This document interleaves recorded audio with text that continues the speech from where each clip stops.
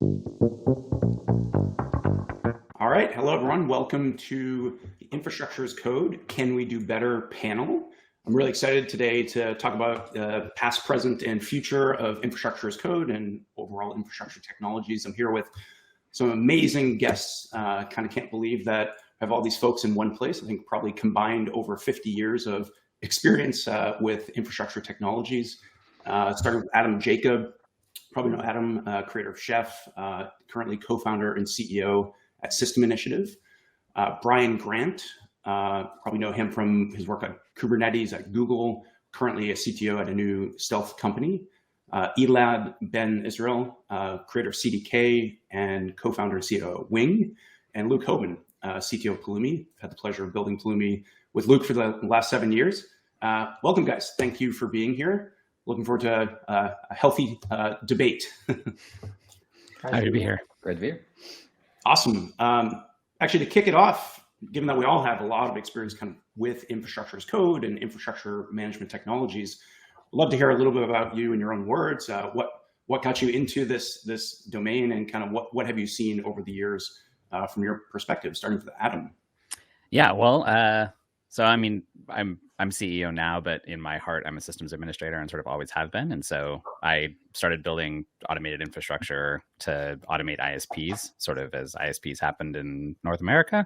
And then that sort of naturally turned into people need stuff on the internet. So then I was helping build automated infrastructure to serve more content to all the people we got on the internet. And then eventually I turned into a person who builds tools for people who do that. And so, that brought me to configuration management, CF Engine and Puppet and Chef, and then eventually infrastructure as code stuff as well, right? So that sort of leads to Terraform and Pulumi and all the rest of it. And I wrote a thing called Chef, which then was part of that sort of configuration management wave of tooling. And then now I'm working on System Initiative. Super. Brian? Hi. Yeah, I first got exposed to an infrastructure as code type tool inside of Google about 15 years ago when I joined the Borg team, their internal container platform. And Borg was configured with a couple of different declarative languages. One was a Borg configuration language. It was a domain-specific language, kind of like many of the other configuration domain-specific languages. And the other one was a Python-like language. And there was lots and lots of configuration. I wasn't much of a Borg user, but I did have to help maintain some shared configuration modules, and that was very painful to try to change any of those things. After that, when I started on Kubernetes, I wanted to make sure that it was possible to configure declaratively, but also with a range of different tools and languages. So I worked on the Kubernetes resource model and conceived of kubectl, customize, a Google product called Config Connector for configuring Google Cloud infrastructure through Kubernetes, and also worked on several of the other infrastructure as code integrations, API standards, their GitOps product, things like that. So a lot of declarative tooling around Kubernetes and Google Cloud. Excellent. Eladn. Hi. I guess my kind of first touch with this space was actually at Microsoft, where we were building this like private cloud, and unknowingly I basically built something that's very similar to Chef, which was used internally. And think about it in retrospect, I've been kind of like in this space for I think probably over almost 20 years now, or maybe 15 or to 20 years now.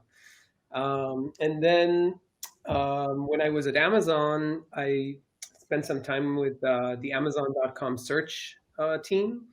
And my first encounter with CloudFormation was part of like building this big, data streaming system. And because we needed to be like scale, very large scale from day one, we were leveraging a lot of kind of managed cloud services like Kinesis and Lambda and Dynamo and SQS. And we ended up with like, I think a system that had like about 400 resources. And I think I had a very similar history, like from Adam, but coming at it from the programming side, not from the system administration side. And so for me, is like I needed better tools to be able to manage this big complex system. And the best tools that I knew are programming languages. And so for me, it was always like, how can I bring this into the space of programming, which I was familiar with, and I knew how to handle complexity. I knew how to create abstractions. I knew how to test things. I knew how to, like, there was like, everything was kind of already solved for me. And so being able to bring infrastructure definitions into programming felt like a very natural thing. And then what happened is we built this internal tool that became the CDK eventually as part of this project. And well, one of the things that we tried to do with the CDK is we really tried to decouple the idea of defining your infrastructure and provisioning your infrastructure. Because to me, those are two separate. I know that you guys at Pulumi are not necessarily on the same page in that sense, but to me, those are two separate activities, basically. The definition of your infrastructure, being able to leverage programming languages to define how you want your system, your desired state, is extremely powerful. And we created a very kind of like this general purpose programming model called constructs, which allows you to compose together these desired state objects basically into higher level things. And that turned out to be a pretty general purpose idea. And we managed to like create like CDK for Kubernetes and CDK for Terraform. And so in a sense, anything that you can express through a bunch of configuration, you could actually build a CDK for it.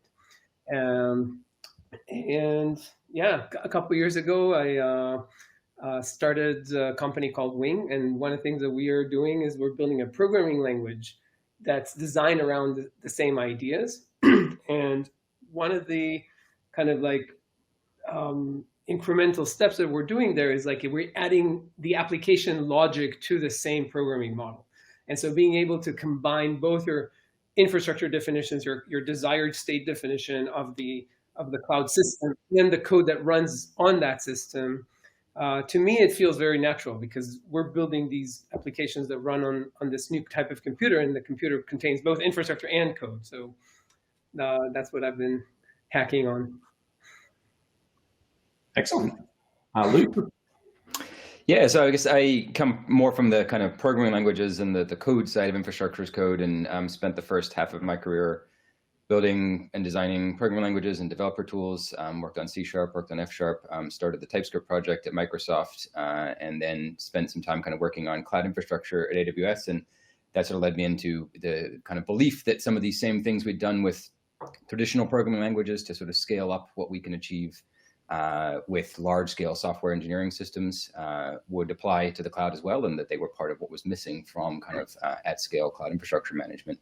And so kind of similar in a sense to how when we worked on TypeScript for kind of the web had gotten a lot richer. We had HTML5, we had fast JavaScript engines, and the limiting factor was no longer those core capabilities. It was, hey, how do you go put together an application that's millions of lines of code that has less complexity? How do you manage that at scale? You need some of these software engineering tools that something like TypeScript can help with. It's kind of a similar story for the cloud. Now that we've got all these incredible building blocks, how do we go put them back together again? What are the software engineering tools we're going to need? I think that's what led me to come join Joe and work on Pulumi. Excellent. It's kind of a recurring theme, I would say. This difference in approach of domain-specific languages or YAML or markup languages, versus leveraging general-purpose languages. We saw this with, I guess, Chef and Puppet. Chef Ruby, Puppet more DSL approach. Pulumi and Terraform. Terraform is a DSL. Pulumi is general-purpose languages. CDK with CloudFormation. So it's kind of both the imperative expression of your intent with the declarative infrastructure code engine, and then Borg config language and some of the Python approaches that leverage Python and some of the Google deployment technology. So all of us have faced this, and sometimes I wonder, is it just a Pepsi versus Coke sort of thing? Like, are these two just destined to coexist forever? There isn't one that's actually, quote, right. I'm curious, anybody's thoughts on, for some people, it's just obvious to use programming languages. It's 100% Pepsi versus Coke. And for Like, others, obviously, like, that idea, right? and like I'm a strong Coke person. Like I'm like the idea that like I don't want the constrained DSL ever. It drives me insane, and I think people who want it are like I don't get it. And I've spent a lot of my adult life having this argument in one form or another. And what I've learned in having that, at first I was having that argument hoping I would convert someone, that I'd be like, no, look, this is better. It's manifestly the right thing. And what I have learned is that we just have different taste. And the things that when I look at it, when I look at the external DSLs that are constrained programming languages, I'm like, this is just going to grow up to be like a half-assed programming language that's not as good. And when they look at the full programming language, they're like, there's all of this power I don't need that's just waiting here to cut me. And that people who I don't know or don't trust are going to abuse it in ways that I hate. And like, I can't argue with that truth. I'm just like, I just land on the side of trusting people. And when I want that power, I just want it. And I don't want to have to fight the system to get it. But yeah, to me, it's Pepsi versus Coke. It's yet another argument that as I've gotten older, I've learned I shouldn't have. And I should just instead be like, oh, yeah, that's how you feel. That's cool. Yeah, I totally agree with that. I think I see very often the decision comes down to familiarity or preference after the main thing, which is ecosystem. Like how many services does it support? How many other things is it integrated with? That's the number one thing, and everything else is Pepsi versus Coke. Totally. Right? Like the language doesn't matter. You can reduce boilerplate a little bit, or make some things a little bit simpler, or make some things a little bit harder. But it doesn't. None of the languages address any fundamental issues. So it's just Pepsi versus Coke.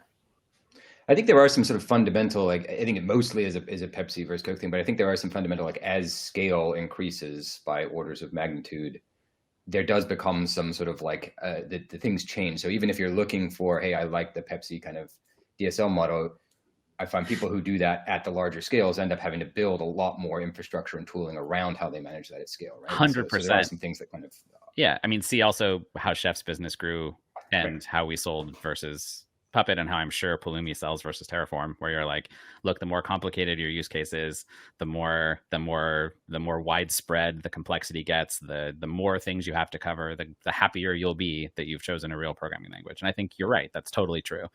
And like, even with that being true, I have absolutely hung in rooms with people who have done absolutely as complicated and as difficult infrastructure using those other tools. And I'm like, oh, why are you struggling like this? And they're like, because it's the best. And I'm like, okay, man, sure. Yeah, I get it. You like that. Yeah, I want to say, I want to go back to what Brian said about ecosystem. And because I think that actually the layering is really important, and then it doesn't matter how you interface with that ecosystem. And because I wouldn't say it's Pepsi versus Coke, because sometimes you suddenly become a Pepsi lover or a Coke lover because your system is too big and you need to use a programming language. And so there's definitely a use case aspect to it. Is like we've been talking to a lot of people who are using Kubernetes today, and talking to developers who are using Kubernetes. And in those companies, in most cases, the infrastructure that the application needs is maybe 3-5 resources, right? And so there's no real value for these people to actually use a fully fledged programming language, because there's no complexity, right? Like a simple YAML file is more than enough for them to express the cloud environment that their application is using. And their focus, we actually maybe talk a little later about developers, but their focus is creating the application logic that runs inside this containerized workload. But if they can access the same ecosystem, and I really love how Kubernetes is thinking about it, if they can access the same ecosystem of resources, then they can choose the right tool for that particular use case. And I think like that's the key here. And I know that Pulumi is also has the same idea, right? Like, it's like you can use YAML, because if you just need a couple of resources, that's okay, right? I think that's the story we've told ourselves, and I think it's turned out not to be true. So like, but it's I think it's like an incredibly enticing story. Like, and like, I really wanted it to be true too, but I just think in reality, it turns out that people choose the services they choose the infrastructure they choose intentionally, especially as the problem gets more complex. And so if you go talk to somebody who builds a manufacturing facility, they've made really intentional choices about the infrastructure choices they used. If they do broadcasting, like they're making really specific choices. If you do finance, you're making really specific choices. And so like those abstractions and those things that sit in the middle that try to sort of give you the ability to have that flexibility, which is sort of the story we've been telling ourselves, is that if we just build those abstractions up, it's all going to work out. The truth is it doesn't work out, because as we get more and more, as the applications we're building, you're right that it's all about the application, but then the needs of the application start to bleed into the infrastructure, because they're the same thing. Like you can't decouple how the application works from how the infrastructure it's built to use behaves. And so like your ability to manage those things and the fidelity that it happens and the richness of that control loop and the feedback loops you get, that's, I think, where the actual game is. Because we know that you have to be able to manage that huge wide array of stuff. That's why the ecosystem matters so much, right? Because there is so much that people have to manage. There is this huge variety of all the things they have to do. And if there's a problem, it's that the fidelity of how we have to manage it and what those loops look like is wrong, is a little mismatched. Yeah, so this concept of abstraction has come up a few times, and I'll say one of the allures of a programming language is you get not just for loops and statement completion and go to definition refactoring, all these things that we love about programming languages, but you get encapsulation, sharing, and reuse. And yet I'll say, having been on this journey for a long time, and I still remember an early conversation you and I had, Adam, about experiences building abstractions for the cloud. Abstractions leak, right? Mm-hmm. What is it? Joel Spolsky has this famous, law of leaky abstractions article. That's fun. But for operating systems, we're able to sort of provide abstractions. Like Node.js exists with a beautiful file system abstraction, even though ZFS, WinFS, all these file systems are different. And yet for the cloud, it feels harder. It feels like things leak. Why is that? Because the properties are different. Because file systems are mostly the same. Yeah. And the cloud is not. Like you can't, like people desperately have always wanted, like the very first things we did in the cloud were like we built libcloud, and we were like, hey, what you should when it was just compute and storage. And we were like, here I can use GCP or I can use Azure and I can use AWS and I'll have libcloud and it'll be great. And I'll just tell it the machine requirements. I'll be like, I need this much memory and this kind of CPU and sort it out libcloud. And no one used it because no one actually wants that. What they want is an AWS Z2 extra hoobeldingy, or they want the specific GCP host that they want in the place that they want it. It was the same problem in configuration management, where everybody is running a different like distro of Linux. What do you call, at the time, the big problem was, what do you call Apache? Is it Apache? Is it HTTPD? What's the name of the package? How do you know? And so you couldn't build a single abstraction that just said, give me Apache, because no one could even agree on what Apache was, or what it meant to have one. And so like it's leaky because the domain isn't flat the way that you think it is. Like it's tempting to make it so, but it's a lie. Like it isn't. It's actually fractious and very specific. And because what we're talking about is infrastructure, the specifics are everything. That's the only reason you choose anything. Yeah, I mean, file systems are ubiquitous across, pretty much all different operating systems. So there's not a lot of important properties that are different. So I think, that's why you can abstract it in a kind of system independent way, architecture independent way. In cloud, there's maybe one or two services that are like that, like maybe object storage, you could do that. Totally. But, maybe simple queues. Yeah, maybe simple queues, but then you get into semantics of like delivery and everything, so maybe not. They have to be the simplest of queues. Yeah, it has to, exactly, right? And people don't want the least common denominator. They want to say like, no, I want that extra cold storage or whatever, right? So, there's a rich and growing set of attributes that you can specify because people want those features. And in order to get those features, you have to, go through those abstraction layers. So I think if we want to have abstractions, they can't be all controlling in the way that people normally build abstractions. I think the way people build abstractions is doomed, right? There's this fundamental tension between simplicity and flexibility. And from what I've seen, flexibility always wins. Always, always, always. Yeah, and it's a place where infrastructure is different than programming languages when you're writing an application. like in an application, you're more in control of the entire shape of the domain. You can make architecture choices in software because you're in control of the surface area of the application itself. So like within the bounds of that application, like you have a whole lot more influence over like how the modules are shaped and how those things come together. And so, you know, like System Initiative has at its base, it has this really complicated graph, and it's actually like a hypergraph because it expands in like time, and you can fork it off and do all these crazy things to it. And so there's a layer where all you're doing is talking about operations to a graph. But like talking to that layer is brutal.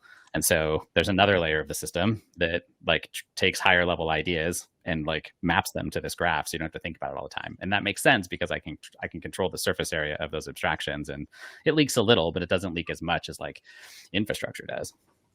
I think there's also sort of a standardization aspect, and even the file systems aren't sort of fully standardized. There is a lot of standards efforts that have been put in place across these, and there were a lot of applications being ported across multiple file systems early. But in the cloud space, I think you see that some of the places where there are successes with abstraction, like S3, there's sort of a de facto standardization around the S3 API, right? And other vendors started to adopt that API. That sort of forced, consistency in behavior as well, because they sort of standardized around an API shape. You see things like Kubernetes, which is probably the most successful, abstraction layer on top of the cloud. And I think was driven because of a sort of successful standardization effort that then, got enough momentum that it got pushed back into the cloud provider. So they had to provide a standardized API layer into kind of core compute primitives and core networking primitives. But without that, pre-Kubernetes, there wasn't any forced standardization across the sort of compute and networking layers, for example. And so I think where we do see successes, it tends to be driven not by just software-based components and software-based abstractions, but by actual platform abstractions like Kubernetes. But Kubernetes is deliberately very flexible, right? Yep. Like, anything that runs in a container should more or less run on Kubernetes, right? It's not a platform as a service. It's not trying to create, a narrower, higher level abstraction, because infrastructure as a service appears to be what people want, more or less.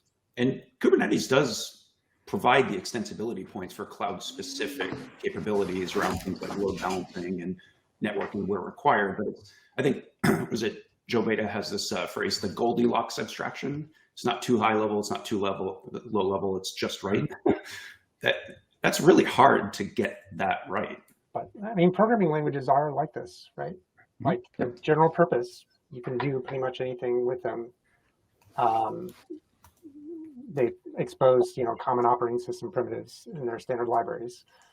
They're not, most of them, are not really trying to constrain you a whole lot into a particular, direction. The ones that do, have more niche applications. And so I think the analogy with platform as a service and Kubernetes is kind of similar. Like Kubernetes is a general purpose platform. Yeah, I'm not giving up on the abstractions, actually. I think I know. And I love that about you, because you might be right. You're a dreamer. No, I think we all want you to be right is actually the thing. I'm not sure I do want him to be right, to be blunt, but what I want it to be better, sort of relentlessly. And so if he's right and I'm wrong, what he's saying is better. And so I'm in. Yeah. The way I'm thinking about it is actually that I think that, so first of all, I think the analogy to programming languages and operating systems and like the kind of like the layers of abstraction that we all kind of almost take for granted at this point when we're building software, we weren't born with them, right? Like they evolved over like 50 years of computing. And I believe that the same type of evolution is happening with cloud programming and cloud systems and distributed systems. And I think like it's very slow because there's tectonic kind of market shifts, market forces that are, and the ecosystem is way bigger, so it's much harder to like actually identify these common building blocks and stabilize them. I think the fact that we're all agreeing that object storage has been kind of established as a common denominator, as a valid abstraction for storing objects on the cloud. That's the first service that AWS released. And so 15 years in, right? Like we've established that the first service is actually okay. Great, this is solid. We're stepping forward in a good. But I would actually say that the way I've been thinking about it lately is decoupling the abstraction from the application side and from the infrastructure side. Because I do think that from the application side, from the application's perspective, the functionality can be abstracted. I think it's much easier, the surface area that the application itself is actually interacting with. And if you take like the 20 kind of common cloud services that most applications use, from the application side, those APIs are probably pretty easy to define, right? Like if you're using a queue, or if you're using buckets, if you're using pub subsystems, like if you're thinking about it only from the application side, then we're starting to see this kind of maturation of the base layer. The fact that on the bottom, on the platform side of the world, and I think like that's exactly what you said about Kubernetes, right? Like below the abstraction, you need to be able to have a lot of customization and flexibility. And I think, to me, the key to enabling those abstractions to develop is to be able to decouple those layers. And once you're decoupling those layers, then you're able to give companies the ability to control how those abstractions are implemented in their cloud environment, because there's no one cloud, right? Like there's basically the cloud environment that my company decided is the cloud, right? So that's how I'm trying to think about it. It's basically decomposing it's the layering issue more than just finding the common denominator. Because I agree, that's not the. Yeah, actually, it's kind of interesting. I remember back in the day when we were creating .NET, there's this debate. Is it even possible to build this higher level language and set of libraries on top of Win32, right? And the Win32 guys and the C++ folks were, you're nuts. Like Win32 is going to be in your face. You're going to have to deal with file handles and wait handles and all these things. And you can't create a file system API that doesn't look like NTFS. And if you don't include transactional IO, then nobody's going to use this thing because everybody needs transactional IO. That's the most important thing to an NTFS like architect, right? Nobody cared about that stuff. They just wanted a simple file API. And yeah, occasionally you get an error message. It's like Win32 each result, bull crap, right? But like over time, that sort of faded away. It got a lot easier. Luke, I think you can't type. Yeah, no, it's fine. But it eventually worked out, right? And but some people didn't pick it, right? Like some people really wanted the full power of Win32 and they really cared about every single feature. And I hope that you're right, Eladn, because I see the analogies and I think you come from the other perspective, which is the application developer perspective. Like it's almost like, J2EE or something. It's like, I just want some EJBs. I don't really care how they're hosted. Just give me an EJB. And I'm probably dating myself now. I mean, I think that's a reasonable. It's a reasonable enough perspective from the application developer point of view. It's just not true about the infrastructure domain. As huge as the Win32 domain was, and it was gigantic. So I'm in no way am I trivializing the Herculean difficulty that was .NET, but like it is minuscule in comparison to the size of the configuration domain. Like if you think about configuration broadly, which is really what we're talking about about infrastructure as code as like a subset of configuration, but the configuration domain broadly is roughly infinite in a way that actually very few domains are. Most domains are more finite than this one. And so I don't think it's that the idea of layering or the idea of abstractions are bad. It's just that when you're trying to find the right fit, the nature of the domain upon which you're resting has the influence about how good or how far those layers or how far those abstractions will take you. And so I think it's a property of the domain itself. It's a property of the breadth of the configuration domain, and that you don't actually want it to standardize.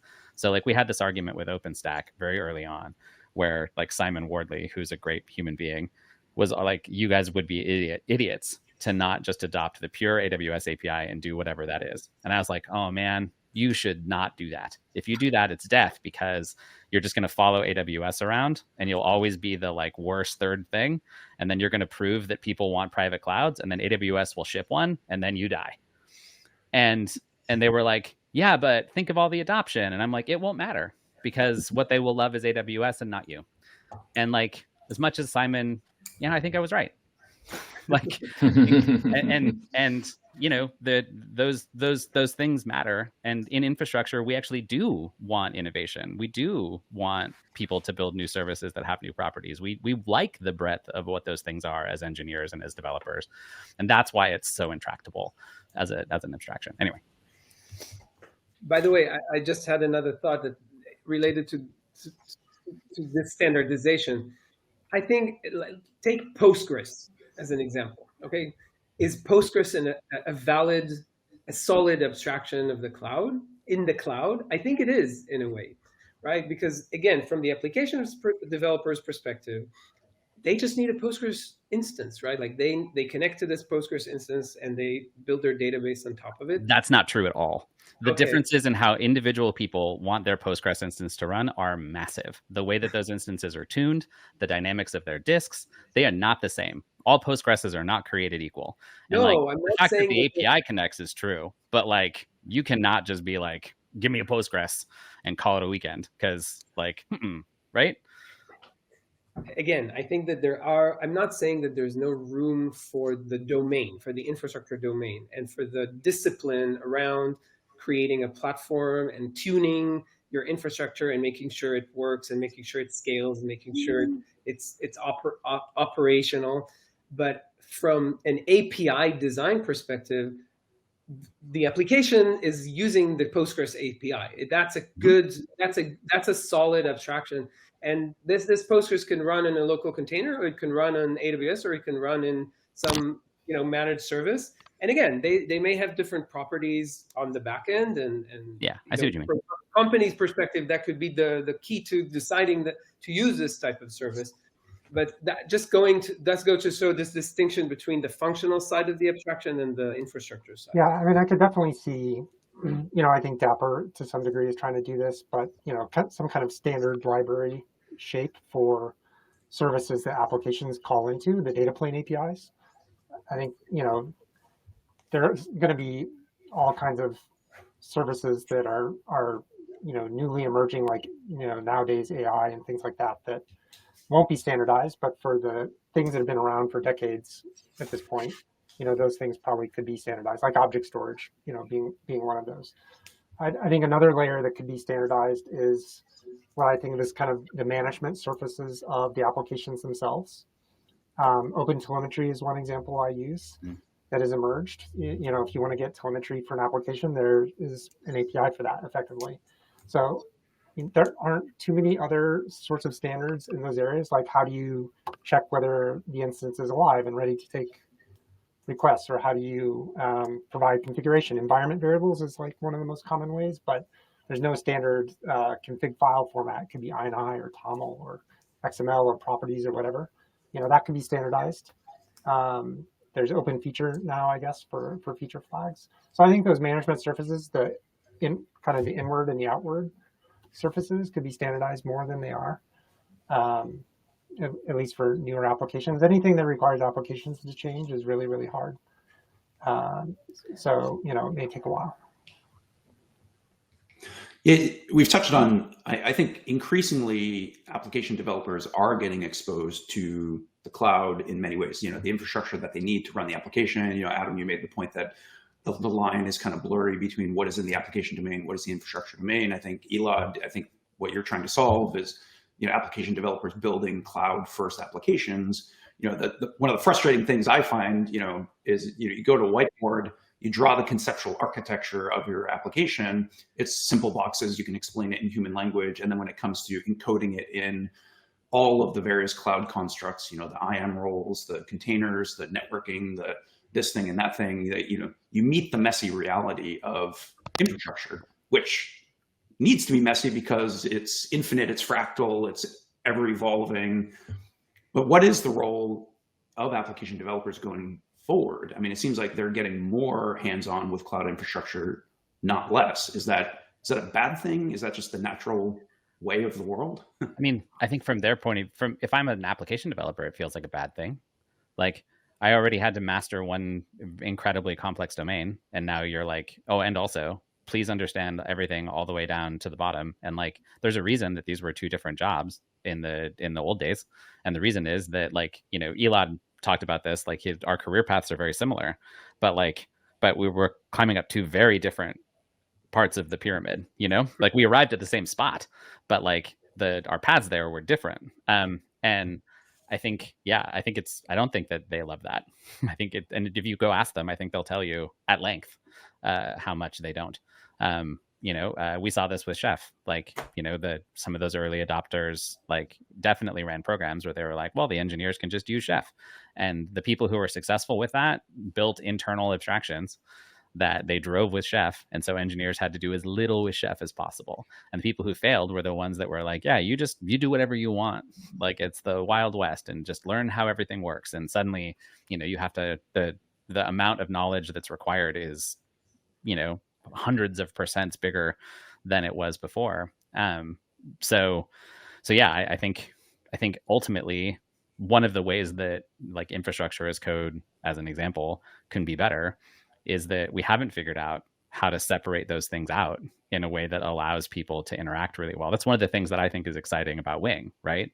Is that like it is an attempt to do that. System Initiative takes a different approach in a similar way, which is like, thinking about how do I, it's different pyramids, right? So how do I let someone interact with the idea of a thing only when they need to? So how can I like progressively reveal the fidelity that's happening sort of in those infrastructure layers? Because to Elad's point, like as an engineer, I only care about Postgres, but I do care about the specific configuration details of Postgres. If like it's not working, if the application's broken, I care. But if it's not broken, I don't. I just need one, and I don't care about the details. So how do I like reveal the details only when you need them?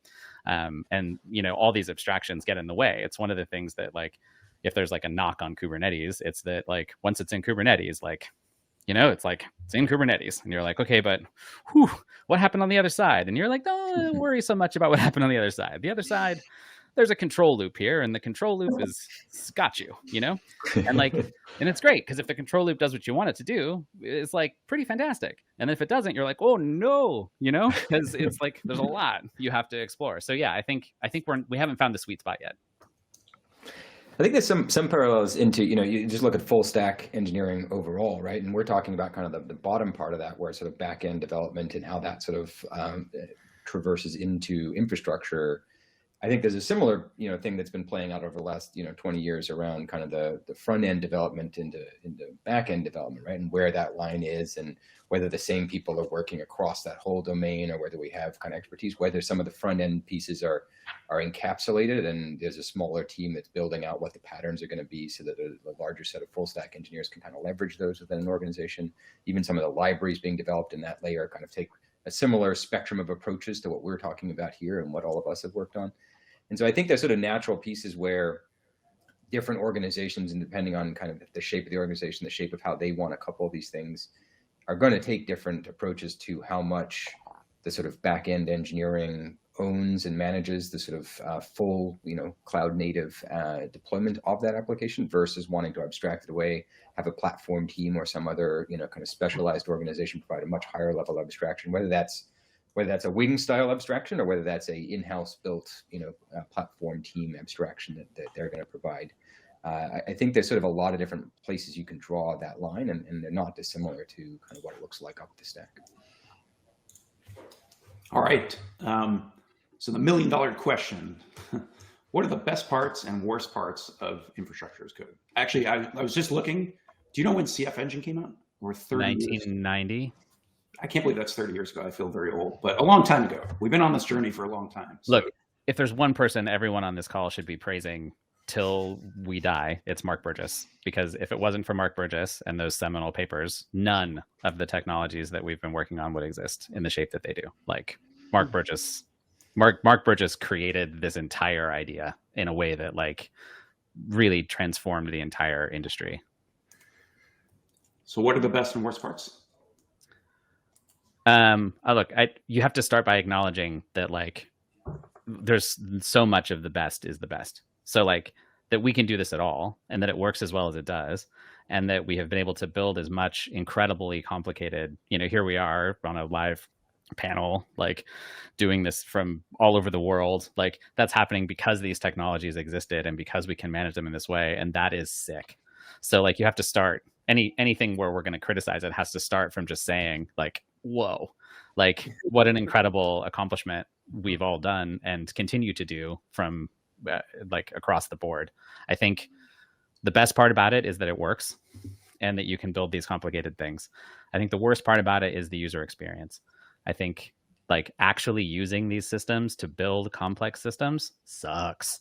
And if you go talk to people who do it, they're like, oh, yep, I sure do. I use Pulumi and I use Terraform and I use Kubernetes and I use whatever. And then if the next question you ask them is, how do you feel about it? They go, it works. and you're like, yeah, but do you like it? And they're like, when it works, it's great. And then you're like, well, how do you feel about it when you're having to do it? And they're like, oh, I wish I didn't have to do it. The fact that I have to do it feels like a mistake. And so the worst part about it is just we haven't found the sweet spot in how to get people doing this work together in a way that makes it easier for them to navigate the complexity that they have to do. And so I think, when we talk about can we do better than infrastructure as code, that's an incredibly difficult question because infrastructure as code is fantastic. And so trying to do better than infrastructure as code is really hard because it's great and it does do so much for us. But I think the place that it's obvious we can improve is the lived experience of the people who do this work every day, both from the application developer side and the infrastructure side. It is not good. And I think everybody can kind of agree to it because all you have to do is go talk to people who do this work all day and be like, yeah, but do you love it? Like, how do you feel when it all happens? And they're like, oh, it feels, I'm proud of the machine. Like in the way that there's a video game called Dark Souls. It's very hard. And the people who've played Dark Souls a lot will tell you they've played it because they all love it because they've figured out how to play this super hard video game. I'm one of those people. But like people who love this stuff love it like people who love Dark Souls love Dark Souls. They love it because they figured out, yeah, or Rust or whatever. They've just figured out how to do this incredibly complicated thing, and it's awesome. And they've they can see it all in their head, and it's amazing. But it's not because it's not because it feels good. It was awful. Like I got murdered 1 million times learning to play Dark Souls in one little level where it's just like one little guy over and over and over again. It wasn't fun in the classical sense, So yeah. Yeah, so I agree the user experience is not great, and it definitely there's a lot of room for improvement. But I'll answer the question from a different angle, which is at a technical level, some of the capabilities of infrastructure as code that are really good are that it enables you to do bulk operations because it treats kind of all the nouns the same across all the different systems. So that enables you to do very large scale sorts of operations, create resources, destroy resources, hopefully not accidentally. Update the resources, right? And it also enables you to serialize the desired state. So you can do a lot of cool things with that. Like you can do versioning and undo.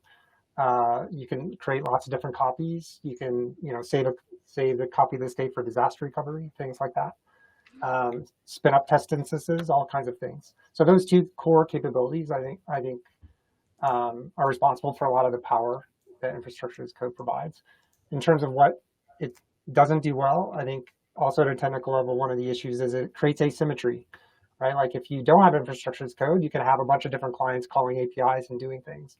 As soon as you put infrastructure as code in front of the systems, you're like, yeah, but now you have to go, send a PR to do this thing. You can't call the APIs anymore. Sorry, right? And that brings me to the other thing, which is like it forces a human to be in the loop, and even with AI, I think it's going to be really hard to fully remove the humans from the loop. You have to have humans that are like changing the code, humans that are pushing those changes through. And pushing the changes through Git is one of the most automatable pieces, and I hope they automate that because that totally sucks as a user experience, for sure. I totally agree with Adam on that one. It's like 10 commands to make a one character change or something like that to my config. So, I think that creates a lot of challenges with building additional layers of automation. And that's one of the considerations with design of the Kubernetes configuration model, where you can, if you run a horizontal autoscaler and that changes the replicate count, the kube control apply, it doesn't freak out about that. if you applied the right config and you didn't apply the replica count. Whereas most tools do consider that to be drift. And now, how do you resolve that drift? You probably have to implement a special case in the provider or something like that. Say, well, if the autoscaler changes that field, then ignore that. So I think resolving kind of that fundamental issue, the asymmetry and the human in the loop, I think is one of the ways in which we need to try to make it better. There's the abstraction, the approach to abstraction, I would also put in that bucket as one of these fundamental issues that I haven't seen any of the existing tools have a viable approach to that. Yeah, I think like maybe it's sort of similar to things that other folks have mentioned, but there's sort of this fundamental aspect of almost what I think of as the defining feature of infrastructure code, which is sort of desired state configuration, the fact that we get to describe what state we want the system to be in, not the imperative set of steps we're going to take to get it there. And I think that has sort of fundamental value in a space as complex and as dynamic as cloud infrastructure. It has applicability to lots of other spaces, but I think this space in particular, there's very good reasons to believe that something that leverages that foundational kind of capability of describing the desired state, not all the imperative actions, is really, really important to managing complexity at scale. I think it might have been a mistake. Okay. Anyway, we don't have time to delve into it. I want to delve into it. Yeah, no, I want to hear because actually, that's sort of one of the deep, potential places where there could be new things. But I do kind of deeply believe that desired state is very important. That said, I think that I totally agree with Brian's point around sort of the asymmetry point, and I think a lot of that comes from the cloud providers themselves have their fundamental unit of operation is a level lower than desired state configuration. And I think it's where Kubernetes is different because in a sense, its fundamental unit of operation is desired state configuration. And so kind of it's much more natural to use that. There's less asymmetry in that. But for the traditional cloud providers, none of them have been built around that same kind of model.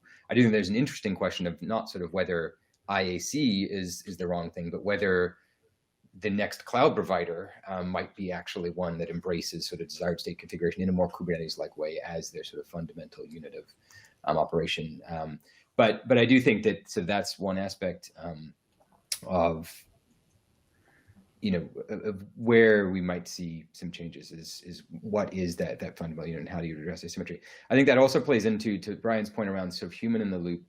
I think one of the things that I'd say we've spent a lot of time on at Pulumi has been helping to break down some of that and sort of provide better automation support, right? So I think today there is definitely an aspect where a lot of patterns built up around infrastructure as code have very heavy human in the loop aspects around PR review, and that's the sort of fundamental unit of change, which is great, but also can be very limiting on sort of at scale automation scenarios. And so with things like the kind of automation APIs that we've built, it's how do you drive those processes that still are using infrastructure as code as a way to describe things, but parameterized code that can run as part of a software process, not as part of a sort of Git-driven process.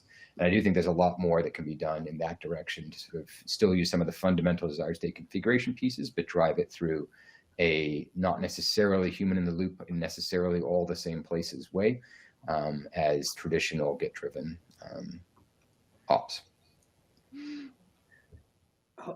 I'll just add one thing. I mostly agree with you guys. I think that one of the challenges we have right now, and it's definitely fixable, but I think one of the weaknesses is that we have fragmentation in the provider ecosystem across the different engines. And I feel like that's such a waste. Because in a sense, this ecosystem of providers, the Terraform providers, the Pulumi providers, the Crossplane providers, the ACK providers, the whatever, right? It's just glue, right? Like it's basically a layer, a hairy layer of glue that that normalizes the world to become resources, right? To Luke's point, and there's so much benefit. There could be so much benefit in like standardizing this layer and not having to, write 5 versions of the S3 bucket resource, right? Like for every different engine. let alone the semantics of those resources, which are also different across different engines. So even if you have something like Kubernetes to describe your desired state model, and I love the resource model, the Kubernetes resource model. No,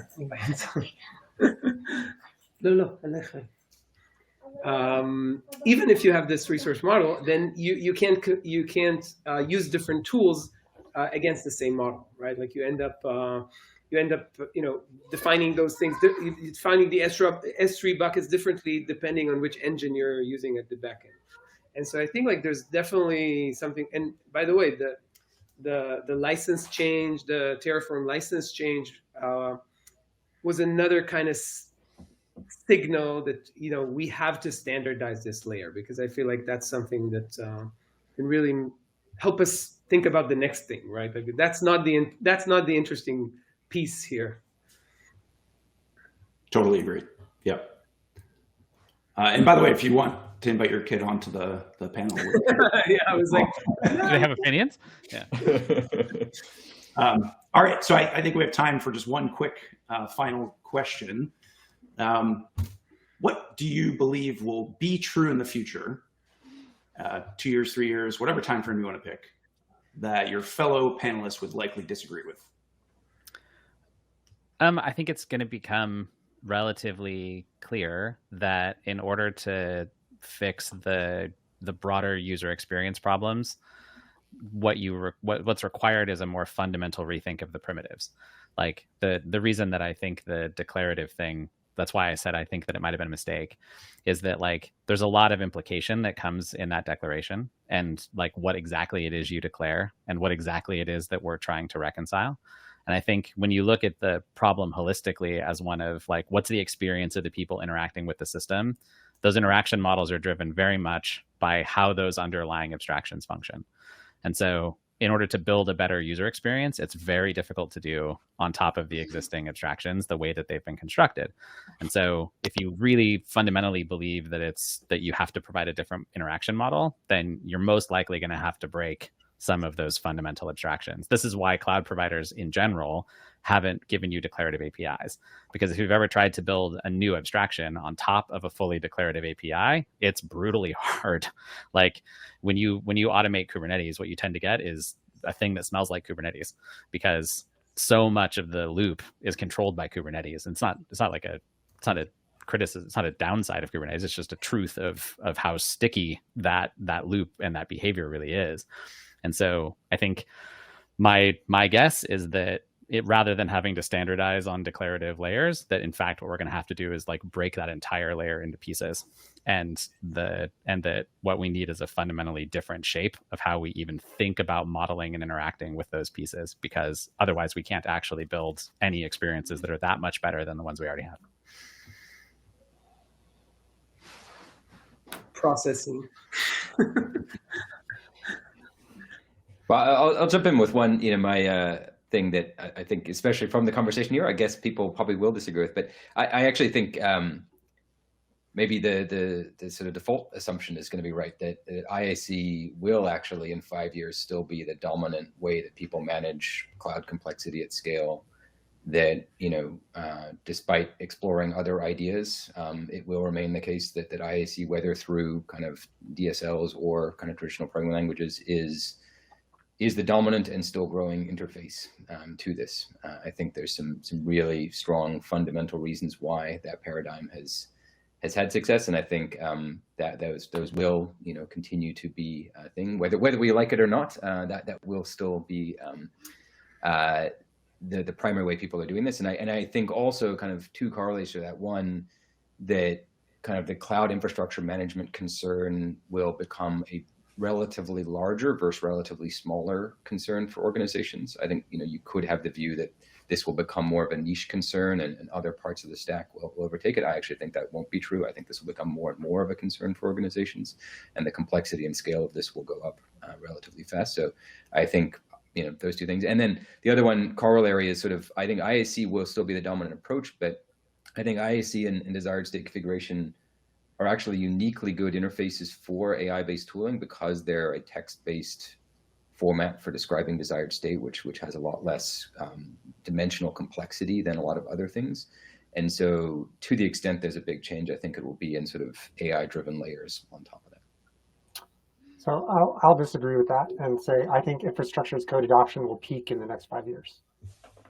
I think it will hit a ceiling, and there will be some significant segment of the cloud user population that will not want to adopt it. And one of the new things, maybe from one of us, maybe from someone else, will emerge to start to replace it. It'll still be dominant. It'll still be the largest thing in the 5-year time frame, but it will hit a peak. I mean, I saw this kind of years ago when the configuration management tools were sort of peaking and Terraform was emerging. You know, they're sort of hit a ceiling of like the union of all those tools in terms of the level of adoption they got. And for sure, you know, the biggest cloud users, you know, who have millions of lines of configuration will use them for quite some time. But, you know, in terms of new adoption from the growing set of cloud users, overall, it will peak. I already said something controversial, so I'll just keep the abstractions. Awesome. All right. Well, that's a wrap. Thank you, Adam. Thank you, Brian. Thank you, Eladn. Thank you, Luke. This is a fun conversation. I can't wait to watch it back and replay it. And got a little bit of spiciness and disagreement in there, which was definitely the objective. And thanks again for your time. Had a lot of fun. Yeah, thank you. Thank Thanks you. a lot.